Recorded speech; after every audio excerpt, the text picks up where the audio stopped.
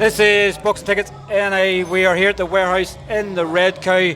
Second time we've had you on. We just had you on, obviously, with Deco's interview there. But Jay, probably a couple of days ago, me and you both know that obviously this was looking like it wasn't going to happen. How does it feel now to know that after everything you've had to go through these last few weeks to get this card over the line, does it feel special probably to you tonight of what you've had to come through with this fight week? Yeah, it's more relief. It's just relief. It's been horrific. Like, it's been the worst promotion, genuinely. If it was my first, I would never do it again. And I've already contemplated this week, will I ever do it again? You know, after tonight, I know I will do it again, but it was horrific, man. I was delighted. As I said earlier on, I was chatting in an interview, I'd done this show, obviously all the fighters, but just the fact that the work that Deco and thing had put in, and we had organised so much, I had to get it over the line. It's one of them sometimes, isn't it? You know, you hate the sport sometimes for the bad things that happen. A lot of things go on behind the scenes that people don't see sometimes, and the struggles you had to go through, the sleepless nights you have, worrying about things when you shouldn't probably have to. You should all go plain sailing, but if every day was the same, it'd be a boring world, wouldn't it? Yeah, look, if it was easy, everyone would be doing it. There's a reason why so many people come and go in this game. It's 12 months, 7 shows. That's fairly good. You know what I mean? Everyone knows there's no money in boxing, but it's all about growing. You can't build a house without foundation. So, year one, first 12 months, we had 6, and then this has obviously just gone into our first month of the next year. So, a glad break, a nice break. I'm gonna do something nice with the missus now, just to unwind and relax, because I tell you, at some stages this week, I thought my head was going, to be honest with you, and it was horrific. You know, I don't know, many people said yesterday, you don't look yourself, you don't look well, you look sick, are you alright, you look fairly stressed. Like, I probably heard it 10 times, but it's over now. I'm just delighted. What he done tonight made the show worthwhile. There was some fabulous performances on the card tonight. Like, hijjah McMahon was brilliant, making his debut. Barry mcreynolds was brilliant, being able to help Paul Reddy out, who's a friend of mine from years ago. Again, was fantastic.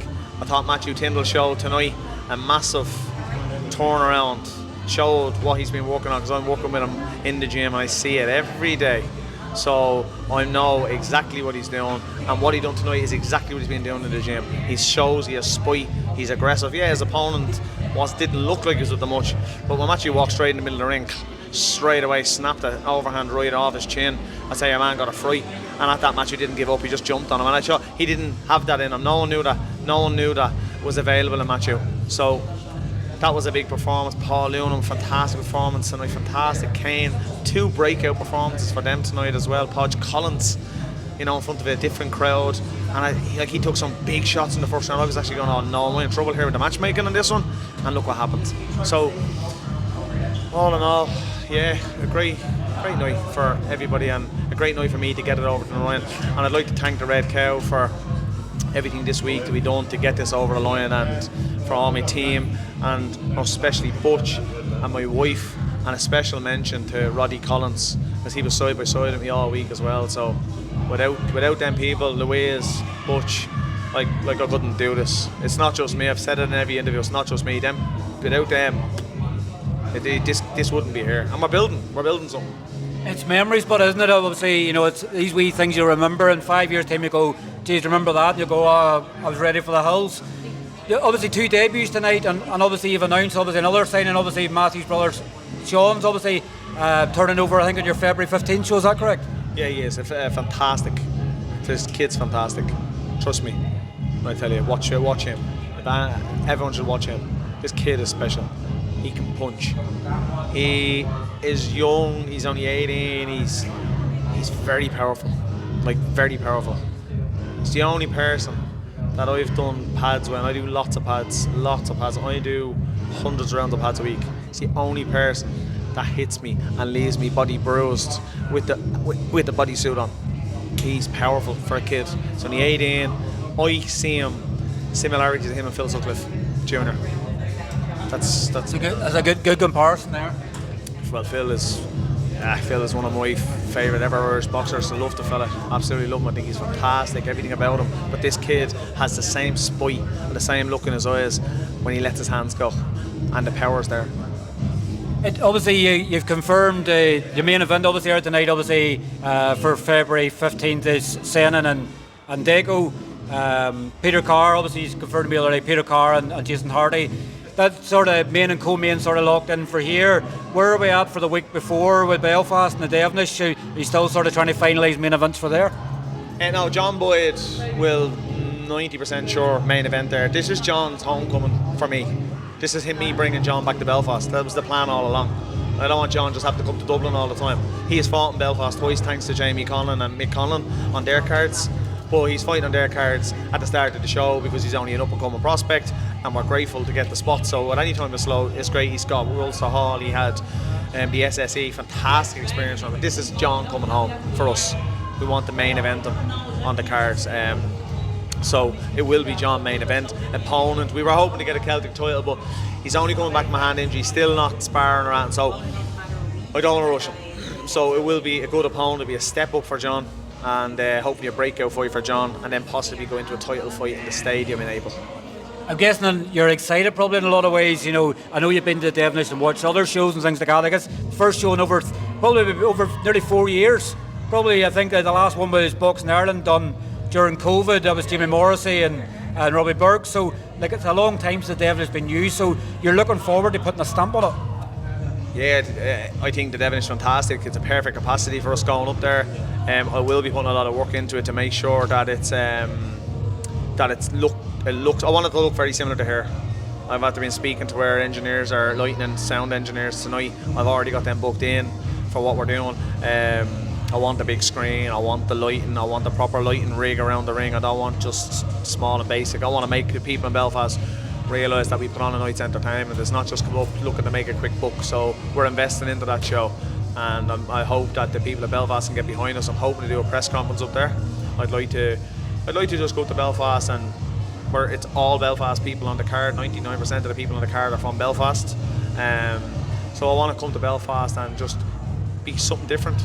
We're never going to be doing arena shows in the first year or two or anything like that, and leave that to the bigger lads, the likes of the Conlons and things like that. And Mark does his thing and does it brilliantly. So I just feel we're just something different. I want to just come in and do something different. So I'm hoping I can get with the fighters I have from Belfast fighting on the bill. I'm hoping the people behind Belfast will support us and make it a really great night of entertainment for them. I guess in some ways, you know, people would just associate JB promotions and thinking Red Cow Warehouse. They now got a different venue to look at in the National Stadium in April as well. Branching out now, obviously the confidence there, the building blocks are there. It's now time they bring these next level of fighters through, and you're probably now looking at going, where can I go next in a different venue? Yeah, well, the plan always was fill the warehouse in year one.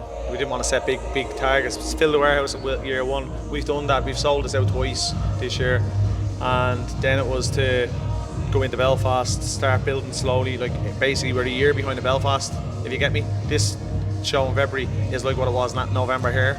So it's basically starting building up there then. Year two was always to go to stadium, and hopefully by the end of year two to be able to fill the stadium. And year three I have got targets. I have other venues in my mind and places like that, and yeah, we just have to keep going. It's every day is a learning day. So just obviously when I finally speak on obviously Paul Noonan and Cain Lewis, you're having problems trying to find opponents for Celtic titles. Cain obviously he said to me in an interview that it looks like he's probably going to bypass Celtic and Irish titles. Paul Noonan obviously is probably, you said he's the best 122 fighter in the country. Is a problem there as well as trying to get an opponent to say yes for him? Yeah, that's the problem. That is the problem. You know, there's loads of them in the country. There is like Conor Kerr, Rudy Farrell, Matty Boreland, Miles Casey. Gerald Hughes isn't boxing actively at the minute, so I won't drop his name into the thing. So there's four there. You know, young Matty is only beginning.